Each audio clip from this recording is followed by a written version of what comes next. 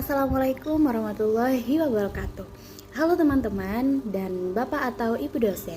Saya Nabila Tasya Putri Kuswanto dengan NPM 24041010085, kelas E041 dari program studi Administrasi Publik, Fakultas Ilmu Sosial, Budaya dan Politik UPN Veteran Jawa Timur.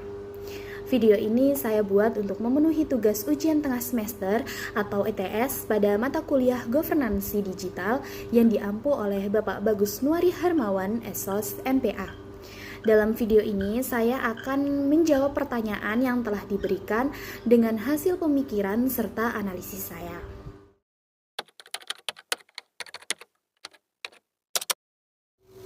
Tata kelola pemerintahan konvensional mengacu pada penyelenggaraan administrasi dan pelayanan publik yang dilakukan dengan cara tradisional, seperti menggunakan dokumen fisik, interaksi langsung, serta proses manual yang cenderung lebih lambat dan kurang transparan.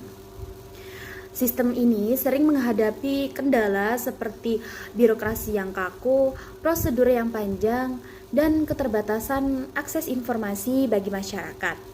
Di sisi lain, tata kelola pemerintahan berbasis digital atau e-government memanfaatkan teknologi informasi dengan internet untuk meningkatkan efisiensi, transparansi, dan akuntabilitas pemerintahan. Sistem digital ini memungkinkan pelayanan publik bisa diakses secara online kapan saja dan di mana saja, mempercepat proses administrasi, serta mengurangi birokrasi yang rumit. Selain itu, tata kelola digital termasuk transformasi cara berpikir dan budaya organisasi pemerintahan untuk lebih responsif terhadap kebutuhan masyarakat di era digital.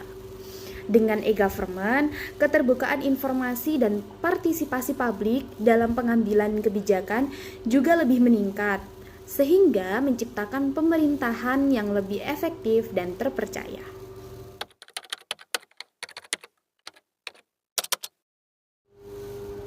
Pemerintah dapat mengatasi kesenjangan digital yang dialami oleh aktor pemerintah dan masyarakat dengan beberapa solusi strategis. Yang pertama, memperluas dan memperkuat infrastruktur digital secara merata, terutama di daerah terpencil dan kurang berkembang, melalui pembangunan jaringan internet cepat seperti fiber optik, 4G, dan 5G. Kedua, menyediakan subsidi dan bantuan perangkat teknologi kepada masyarakat kurang mampu agar mereka dapat mengakses teknologi digital dengan mudah. Yang ketiga, meningkatkan literasi digital melalui program pelatihan untuk masyarakat dan aparatur pemerintah agar mampu menggunakan teknologi secara efektif. Yang keempat, menjalin kerjasama kolaboratif antara sektor publik, swasta, dan komunitas untuk memperbesar jangkauan layanan dan meningkatkan kualitas pelatihan digital. Yang terakhir, pemerintah perlu memastikan adanya kebijakan yang mendukung pemerataan akses teknologi dan melakukan evaluasi hasil program agar kesenjangan digital dapat diminimalisir secara berkelanjutan. Dengan langkah-langkah ini, kesenjangan digital antara pemerintah dan masyarakat dapat diatasi dan meningkatkan inklusi digital serta kesejahteraan bersama.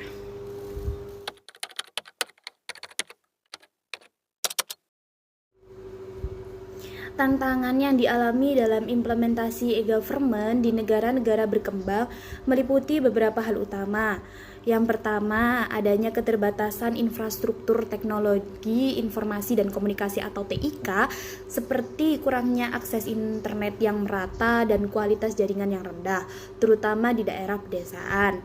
Yang kedua, tingkat literasi digital yang rendah di masyarakat dan aparatur pemerintah, sehingga menghambat penggunaan layanan digital secara optimal. Ketiga, biaya tinggi untuk pengembangan dan pemeliharaan sistem e-government yang seringkali menjadi kendala pendanaan. Yang keempat, masalah keamanan data dan privasi yang menjadi perhatian serius karena rentan terhadap serangan cyber dan kebocoran informasi.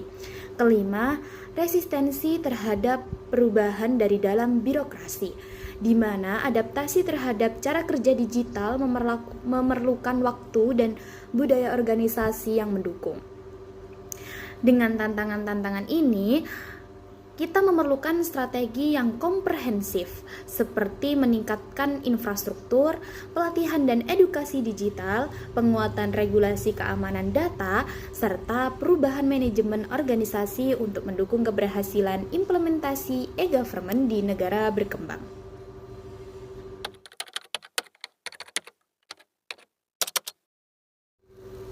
Menurut saya, penerapan prinsip transparansi dan akuntabilitas dalam governansi digital dapat meningkatkan kepercayaan publik terhadap lembaga pemerintah dengan cara menyediakan keterbukaan informasi yang jelas, akurat, dan mudah diakses oleh masyarakat.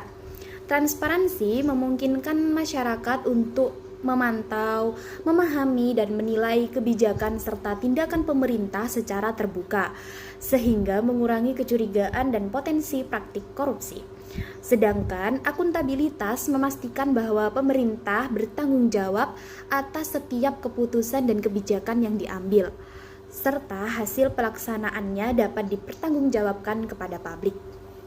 Kombinasi kedua prinsip ini menciptakan pemerintahan yang bersih, efisien, dan responsif terhadap kebutuhan masyarakat. Dengan demikian, keterbukaan dan pertanggungjawaban ini membangun hubungan saling percaya antara pemerintah dan warganya, memperkuat legitimasi lembaga pemerintahan, serta mendorong partisipasi publik yang lebih aktif dalam proses pengambilan keputusan. Demikian penjelasan jawaban hasil dari pemikiran serta analisis saya. Semoga penjelasan ini dapat memberikan gambaran yang jelas mengenai pertanyaan yang telah diberikan. Terima kasih atas perhatian dan waktunya. Wassalamualaikum warahmatullahi wabarakatuh.